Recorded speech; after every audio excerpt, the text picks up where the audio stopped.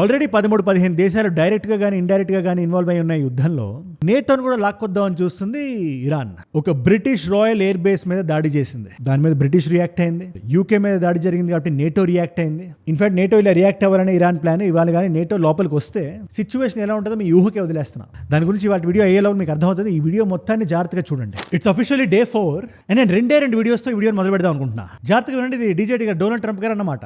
ఈ యుద్ధాన్ని మీరు ఎప్పుడు ఆపుతారు అని ప్రెస్ రిపోర్టర్ అడిగితే అది 4 వారాలు అవ్వచ్చు, 5 వారాలు అవ్వచ్చు. మేము అనుకున్నది అయితే ఎస్టిమేట్ అదే 4-5 వీక్స్ అంట. ఒకవేళ కానీ దాన్ని దాటి కానీ ఇంకా పెరిగితే దానికి కూడా మేము సిద్ధంగా ఉన్నాం.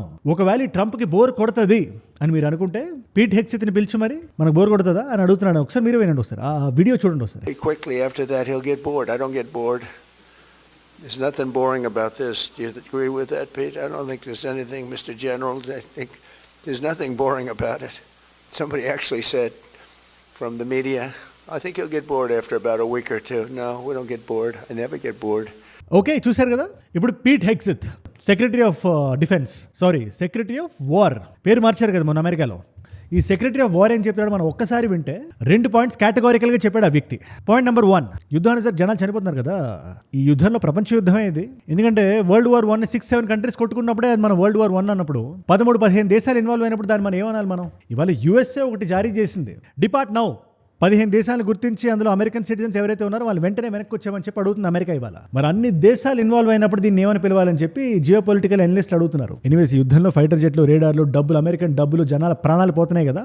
దానికి మీ స్పందన ఏంటి అంటే వార్ ఇస్ హెల్. యుద్ధం అనేది నరకం, అది అందరికీ తెలుసు. కాకపోతే అమెరికన్ ప్రజల కోసం, వాళ్ళ జీవితాల కోసం, వాళ్ళ ఫ్యూచర్ కోసం ఇవాళ యుద్ధం చేయక తప్పదు అంటే మనం చేయాల్సిందే అనే మీనింగ్ వచ్చినట్టు ఒక మాట అన్నాడు. ఒకసారి మీరే వినండి. Fight to win and we don't waste time or lives. As the president warned, an effort of this scope will include casualties.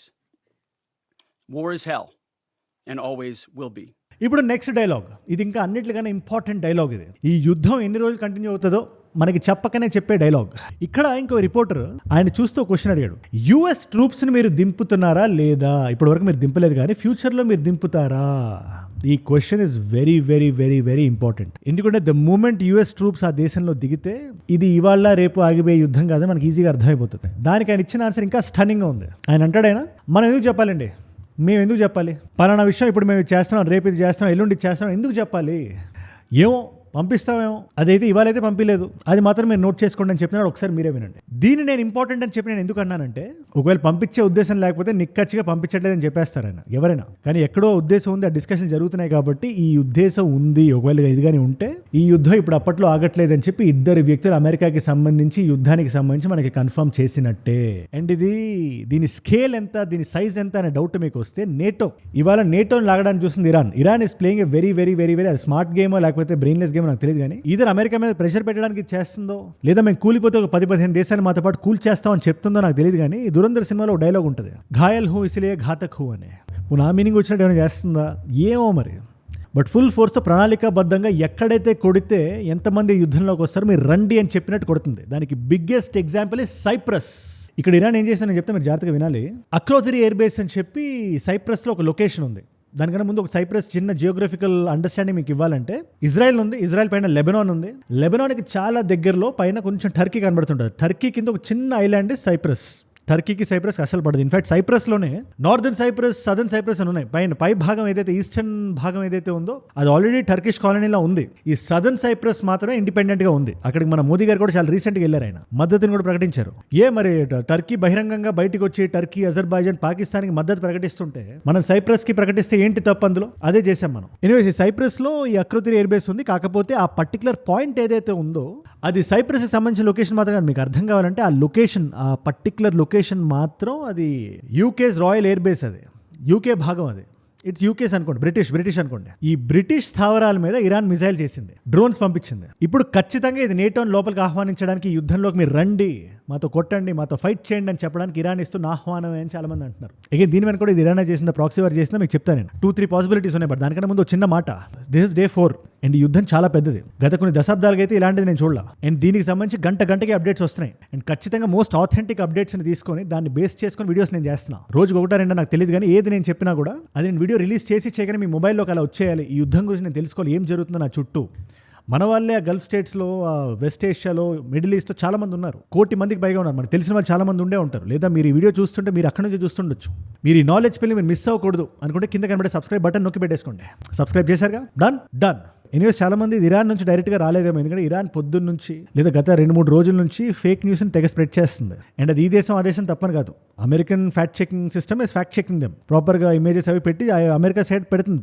It's putting it side forward. కాకపోతే ఇక్కడ ఇబ్బంది ఎక్కడ వస్తుందంటే మనకి ఏది నమ్మాలో తెలియదు. నెరేటివ్ వార్ఫేర్లో ఇరాన్ క్లెయిమ్ ఏంటి, మేము చేసాం అక్రోతిరి ఎయిర్ బేస్ని కానీ లేదా F-15 ఫైటర్ జెట్స్ని ఖతార్లో కానీ మేమే కొట్టామని చెప్పి ఇరాన్ చెప్తుంది. లేదు ఈ F-15 జెట్స్ ఫ్రెండ్లీ ఫైర్లో కూలిపోయాయని చెప్పి పీట్ హెక్సిత్ గారు ప్రెస్ మీట్ పెట్టి మరీ చెప్పారు. ఈ F-15 ఎయిర్ వద్దాం మనం మళ్ళీ ఖతార్లో ఇన్సిడెంట్ గురించి. మనం ప్రస్తుతానికి సైప్రస్ దగ్గరికి వస్తే లెబనాన్ నుంచి చూసారా, లెబనాన్ పక్కన ఉందని చెప్పా సైప్రస్ ఈ లొకేషన్. లెబనాన్ లో హెజ్బుల్లా అని ఉంటుంది. హెజ్బుల్లా ఇస్ ఉగ్రవాద సంస్థ. There is no debate about it. ఈ హెజ్బుల్లాకి ఫండింగ్ ఇరాన్ ఇస్తుంటుంది అని చెప్పి చాలా మంది చెప్తుంటారు. So Hezbollah is Iran proxy కాబట్టి, హెజ్బుల్లా లెబనాన్ లో ఉంది కాబట్టి, లెబనాన్ పక్కన సైప్రస్ ఉంది కాబట్టి, సైప్రస్ లో UK భాగం ఉంది కాబట్టి, ఈ బ్రిటిష్ రాయల్ ఎయిర్ బేస్ ఉంది కాబట్టి, దీన్ని కానీ మనం ఇప్పుడు కొడితే ప్రపంచం మొత్తానికి ఒక చిన్న స్టేట్మెంట్ ఇచ్చినట్టు ఖచ్చితంగా ఇరాన్ ఫీల్ అయి ఉంటుంది. అండ్ ప్రాక్సీ వార్ చేస్తున్నా కూడా అది లెబనాన్ నుంచి వెళ్ళడానికి ఎక్కువ ఆస్కారం ఉంది. ఇవాళ అదే జరిగింది. అండ్ ఆల్సో ఈ నేటో కంట్రీస్ అన్నీ కూడా డివైడ్ అయిపోయినాయి ప్రస్తుతానికి. ఎందుకు పర్టికులర్గా బ్రిటిష్ రాయల్ ఎయిర్ బేస్నే పట్టుకుంది, ఈ అక్రోతిరిని ఎందుకు కొట్టింది అంటే, రీసెంట్గా చాలా ఇంట్రెస్టింగ్ విషయం ఒకటి జరిగింది. బ్రిటిష్ ఎయిర్ బేస్లో ఎయిర్ స్పేస్ ఉంటాయి కదా, అమెరికా అడిగింది మాకు ఇవ్వండి, ఇరాన్ని కొట్టడానికి మాకు హెల్ప్ చేయడానికి ఉంటుంది అని చెప్తే బ్రిటిష్ అసేమీరా వద్దని చెప్పింది. ఇక్కడ బ్రిటిష్ పాయింట్ ఆఫ్ వ్యూ ఏంటి, మేము వద్దన్నా మమ్మల్ని ఎందుకు కొడతారు, సౌదీలో వాళ్ళు ఏమన్నారు అదే, అరే మేము ఇవ్వం అమెరికా కంటే మమ్మల్ని ఎందుకు వచ్చి కొడుతున్నారని చెప్పి ఇరాన్ అడుగుతున్నారు వాళ్ళు. ఇప్పుడు అన్నప్పటికీ కొట్టారు కాబట్టి UK ఒక డెసిషన్ తీసుకుంది, సరే మా నుంచి మీరు అఫెన్స్ వెళ్ళొద్దు, ఇది అమెరికాకి చెప్తుంది, కాకపోతే డిఫెన్స్కి వాడుకోండి. ఫర్ ఎగ్జాంపుల్ అటు నుంచి ఇరాన్ నుంచి ఏదైనా మిజైల్ వెళ్తుంది అనుకోండి, దాన్ని కొట్టడానికి మా ఎయిర్ బేస్లో మీ ఎయిర్ డిఫెన్స్ సిస్టమ్స్ని పెట్టి మీరు వాడుకోండి, లేదా మీకు ఎలా బెస్ట్ అనిపిస్తే అది వాడుకోండి, కానీ ఓన్లీ డిఫెన్స్కి మీరు వాడాలని చెప్పి నియమాల్ని మార్చింది. సో మీరు నేటో కంట్రీస్ని మీరు ఒకసారి చూడండి. ఇప్పుడు బ్రిటిష్ డిఫెన్స్కి వాడుకోండి, జర్మనీ ససే మీరు అసలు వద్దు, ప్రసక్తే లేదు, మా ఎయిర్ బేస్ని మా ఎయిర్ స్పేస్ని ఏది మేము ఇవ్వం. ఫ్రాన్స్ ఖండిస్తుంది, ఇరాన్ని ఖండిస్తుంది, ఇరాన్ చేసింది తప్పని చెప్తుంది, మీరు ఇలా చేయడం కరెక్ట్ కాదని చెప్పి ఖండిస్తుంది, కానీ మా భూమిని మీరు వాడొద్దు అని చెప్పి అమెరికాకి స్పెసిఫిక్గా పర్టికులర్గా చెప్పింది. నేటో చీఫ్ ఉంటాడు కదా మార్క్ రత్, ఏది మన DJT గారిని డాడీ అని పిలిచిన క్యూట్ క్యాండిడేట్, ఆ వ్యక్తి వారు బయటకు వచ్చి నేటో నుంచి లేదు, ఏది ఎటు వెళ్ళినా యుద్ధం ఎంత దూరం వెళ్ళినా కూడా నేటో దీంట్లో పాల్గొనడానికి రెడీగా లేదని చెప్పి ఆయన అంటున్నాడు. DJT గారేమో ఎక్కడ నేటోని లాగుదామని చూస్తున్నారు. నేటోని ఫస్ట్ నియమం ఏంటి, నేటో కంట్రీస్లో ఏ దేశానికి భంగం కలిగినా అది నేటోలో అన్ని దేశాల మీద భంగం కలిగినట్టే, మేమందరం కలిసి పోరాడతాం. Is the fundamental principal of NATO కదా.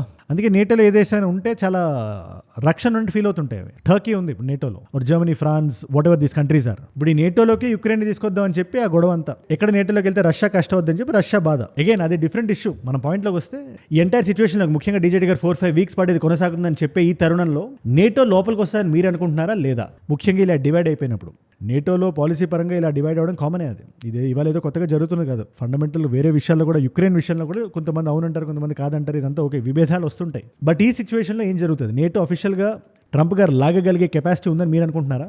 Let me note down. మీరు రాయండి కింద కామెంట్స్లో, be an active part of these comments. ఎందుకంటే ప్రత్యక్షంగా భారతదేశం వెళ్ళట్లేదు ఈ యుద్ధంలో, and it's a very good thing. మనకి ప్రస్తుతానికి యుద్ధం అవసరం లేదు, అండ్ మన డెట్ టు GDP రేషియో మనం పెట్టుకోవడం, మన ఇంపార్టెంట్గా ఉంచుకోవడం మన ఇంపార్టెంట్. అండ్ మన హర్దీప్ సింగ్ పూరి గారు కూడా రీసెంట్గా ఒక స్టేట్మెంట్ ఇచ్చారు, 74 రోజులకి we have enough supply of oil అని చెప్పి. ఇవాళ స్ట్రైట్ ఆఫ్ హార్మోస్ వాళ్ళు క్లోజ్ చేశారు. ఇరాన్ ఇస్ కన్ఫర్మ్ చేసింది, లేదు ఇక్కడ నుంచి ఏ షిప్ అటు నుంచి ఇటు వెళ్ళే ప్రసక్తే లేదు. చెప్తున్నాను కదా, ఇరాన్ ఒక బ్రూట్ ఫోర్స్ మోడ్లో ఉంది ఇప్పుడు. సో వాళ్ళు కట్టేశారు మొత్తాన్ని. అయినప్పటికీ మనం 74 రోజులు కూడా సర్వే అవ్వగలుగుతాం. DJT 4-5 వీక్స్ అన్నారంటే ఒక 30-40 డేస్ ఈ యుద్ధం అవడానికి, దానికన్నా మచ్ మోర్ అన్నారు, ఎంత మనకు తెలియదు. అది జపాన్ ఏకంగా 256 రోజులకి మేము రెడీ అని చెప్తుంది Japan. It's just getting interesting. ఏ దేశాలు ఏంది, ఎవరెవరు వస్తారని చెప్పి. చాలా మంది ఈ హెడ్లైన్ ఒకసారి చూడండి మీరు, ఇది ఎక్కడో ఏ న్యూస్ పేపర్లో చదివాను గుర్తులేదు, కానీ ఖచ్చితంగా Russia and China will get in, they can't afford to look away అని చెప్పి ఒక హెడ్లైన్ చదివాను నేను. నార్త్ కొరియా పడుకోనుంది ప్రస్తుతానికి. ఈ థాడ్స్ వేరే ఎయిర్ డిఫెన్స్ సిస్టమ్లన్నీ US తీసుకెళ్లి ఇప్పుడు సౌత్ కొరియాలో, జపాన్లో పెడుతుంది. అది ఎందుకు, అది రష్యాకి చైనాకి చెక్ పెట్టడానికి, ఒకవేళ వాళ్ళు ఏమైనా కొంచెం అత్యుత్సాహం ప్రదర్శిస్తే. ముఖ్యంగా చైనా ముందు ఉంటుంది. చైనాకి బెస్ట్ టైం కదా ఇది. మీరు చూడండి, చైనా పర్స్పెక్టివ్లో మీరు చూడండి ఒకసారి. ఒక నెల రోజుల పాటు US మిడిల్ ఈస్ట్లో పడిపోయి బిజీగా ఉంటుంది. ఏ దేశాలు ఆయా దేశాన్ని కాపాడుకోవడానికి వాళ్ళ స్కెచ్లు వేసుకుంటూ వాళ్ళు ఉంటారు. ఇంతకన్నా బెటర్ టైం ఉంటుందా తైవాన్ని లాగేసుకోవడానికి అని చైనా ఖచ్చితంగా ఆలోచిస్తుంది. అండ్ ఈ యుద్ధంలో కూడా ఫేక్ న్యూస్ మ్యాడ్, అసలు అలా ఇలా స్ప్రెడ్ చేయట్లా. అబ్రహాం లింకన్ని కూల్ చేసినట్టు AI వీడియోస్ పెట్టి మరీ చెప్తుంది. నేను కూడా when I'm speaking about Abraham Lincoln, I was very clear. These are Iran's claims. Iran ఇలా చెప్తుంది, US ఇలా చెప్తుంది, ఏదేంటో మనకి తెలియదు. And Iran 190 fake news spread చేస్తుంది. అది ఇరాన్ సైడ్ నుంచి చూసుకుంటే ఇట్స్ ఇన్ఫర్మేషన్ వార్ఫేర్ అంతే. ఏ యుద్ధంలోనే ఎవరైనా వాళ్ళకి సపోర్టివ్గానే చూపించుకుంటారు. వాళ్ళు ఏం జరిగిందో నిజాలు కంప్లీట్గా బయటికి రానివ్వవు. సో ఇలాంటి ఎక్విప్మెంట్ పంపిస్తుంది యూఎస్ అంటేనే ప్రిపేర్ అయిపోయి రెడీగా ఉంది అని. ఎవరైనా ఏం మాట్లాడుతున్నారో కదా, వాళ్ళు ఏం చేస్తున్నారో చూడాలి. Judge people based on their actions అంటుంటారు కదా, అలాగే మనం చూసినా కూడా right now situation is very very very very tense. దీన్ని లైట్ తీసుకోవడానికి లేదు. ఎనీవేస్, మనం ఇందాక చెప్పినట్టు F-15 దగ్గరికి వస్తే, మనం F-15 అనగానే చాలా మంది F-16 కన్నా తక్కువ అనుకుంటారు. కాదు, F-15 is a Boeing product. F-16 వేరే కంపెనీ, అది లాక్హెడ్ మార్టిన్ ఏదో ఉంటుంది దాని పేరు. అది $40-50 మిలియన్ వస్తుంది. ఇది $150-200 మిలియన్ ఉంటుంది. It's a much more superior product. And ఇలాంటి F-15లు 3 గాల్లో ఎగురుతుంటే 3 కూలిపోయినాయి. థ్యాంక్ఫుల్లీ పైలట్స్కి ఏం కాలేదని చెప్పి అమెరికన్ మీడియా చెప్తుంది. 3 in all, and US has confirmed that these crashes were a result of friendly fire.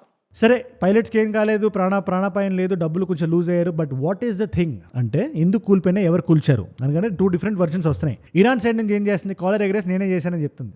దేనికైనా ఫస్ట్ రెడీ ఉంటుంది ఇరాన్. ప్యారల్గా యూఎస్ ఏం చెప్తుంది మీరు చూస్తే, లేదు మేము ఫ్లై చేస్తున్నాం ఖతార్లో. ఖతార్ ఎయిర్ డిఫెన్స్ సిస్టమ్ ఉంటుంది కదా, మమ్మల్ని చూసి ఇరాన్ ఫైటర్ జెట్లు అనుకొని కొట్టింది. ఫ్రెండ్లీ ఫైర్లో మనం కింద పడిపోయాం మేము అని చెప్తుంది. కానీ ఇరాన్కి దీనికి ఎటువంటి సంబంధం లేదనేది యూఎస్ అప్రోచ్. ఒకసారి మీరే వినండి. సో 2 పాయింట్స్ మనం కేటగారికల్గా డివైడ్ చేసి మనం చూస్తే ఎవరు కరెక్ట్ చెప్తున్నారు ఇక్కడ, చూద్దాం.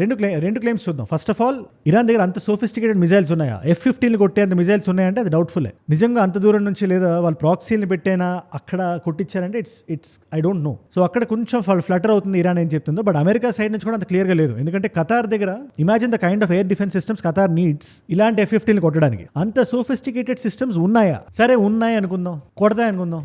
అసలు F-15 జెట్లు ఇరాన్ దగ్గర ఉంటాయా? F-15 అంటే ఎంత యూనిక్గా తెలిసిపోతుంటుంది అది F-15 అని చెప్పి. లేదా F-15 పక్కన పెట్టండి, అసలు అలాంటి జెట్స్ ఇరాన్ దగ్గర లేవు కదా.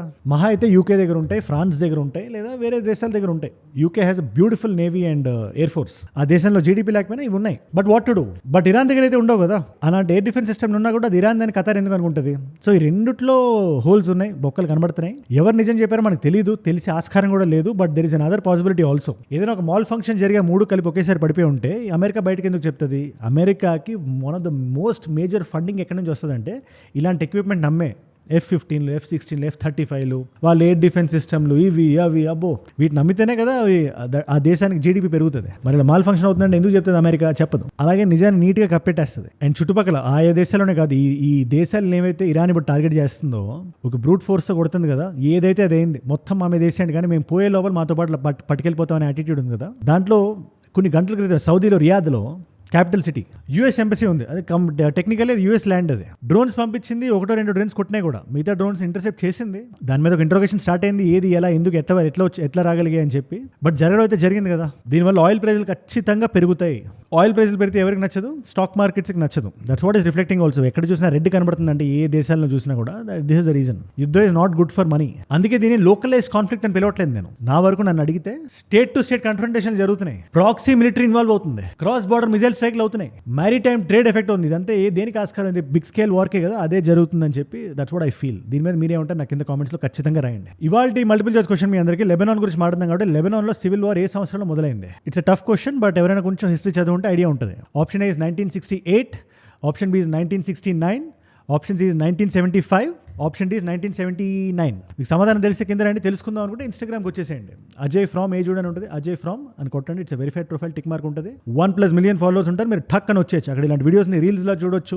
నా లైఫ్లో నా చుట్టూ ఏమైనా జరుగుతున్నా, నాకు ఏదైనా వీడియో ఐడియా టాపిక్ మీరు ఇద్దామనుకున్నా కూడా ఇట్స్ అ గ్రేట్ ప్లేస్. డెఫినెట్గా రండి. ప్లస్ ఇలాంటి న్యూస్ ఆర్టికల్స్, ఈ యుద్ధానికి సంబంధించి అప్డేట్స్ మీరు చాలా మంది ఇస్తున్నారు. దాన్ని ఇంక్లూడ్ చేస్తున్న వీడియోస్లో ఎటువంటి ఆథెంటిక్ ఇన్ఫర్మేషన్ నాకు వచ్చినా కూడా. So be a part of this community and follow there. And ఏజూడ్ గ్లోబల్ అని ఉంటుంది. మీ నాన్ తెలుగు ఫ్రెండ్స్కి నా కైండ్ ఆఫ్ వీడియోస్ మీరు షేర్ చేద్దాం అనుకుంటే డెఫినెట్లీ సబ్స్క్రైబ్ చేసి పెట్టేసుకోండి. అండ్ మీరు ఇక్కడ దాకా ఈ వీడియోలో వచ్చారని నేను ఒకటే చెప్తున్నా, మీరు అప్డేట్ అయిన ప్రపంచవ్యాప్తంగా ఏం జరుగుతుందని. అండ్ ఈ వీడియోస్ నుంచి మీరు వాల్యూ పొందుతున్నారు. Thank you so much for that. మీరు స్పెండ్ చేసే ప్రతి మినిట్ నాకు బూస్ట్ ఇస్తుంది ఇలాంటి వీడియోస్ ఇంకా చేయడానికి. అండ్ గంటకి అప్డేట్స్ వస్తేనే దాన్ని మొత్తం అక్యుములేట్ చేసి ప్రాపర్ మనందరం మాట్లాడుకునే భాషలో సింపుల్గా ఒక 10-15 నిమిషాలు వీడియో చేసి రోజు మీ ముందు పెట్టేస్తున్నాను నేను. కొన్నిసార్లు అయితే 2 వీడియోలు తెస్తున్నాను. ఈ వీడియోస్ మీరు మిస్ అవ్వకుండా, నేను వీడియో పెట్టగానే మీ దాకా రావాలి, నాలెడ్జ్ ఫీల్ అనుకుంటే మీరు ఏం చేయాలి? కింద కనబడే సబ్స్క్రైబ్ బటన్ నొక్కి పెట్టేసుకోండి. సబ్స్క్రైబ్ చేశారుగా?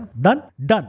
మీకోసం 2 వీడియోస్ పెడుతున్నాను ఇక్కడ. ఈ అబ్రహం లింకన్ న్యూస్ ఏంటి, ఇరాన్ ఏం క్లెయిమ్ చేసింది, దాన్ని యూఎస్ ఎలా డీబంక్ చేసింది అంటే ఆ వీడియో ఇక్కడ ఉంది క్రిస్టల్ క్లియర్ ఎక్స్ప్లెనేషన్తో. లేదా అసలు యుద్ధం ఎలా మొదలైంది అనే డౌట్ మీకుంటే ఆ వీడియో ఇక్కడ ఉంది. మీకు ఏ వీడియో ఇంట్రెస్ట్ ఉంటే ఆ వీడియోని చూడండి. నేను మళ్ళీ మిమ్మల్ని రేపు కలుస్తా. మనందరం కలిసి పెరగాలి, కలిసి ఎదగాలి. Let us all grow together. Let us all rise together. Rise above ignorance, rise above arrogance, rise above hate. ఏజూడ్ అంటే మనం. జై హింద్, జై భారత్, జై ఆంజనేయ, ఓం నమః శివాయ.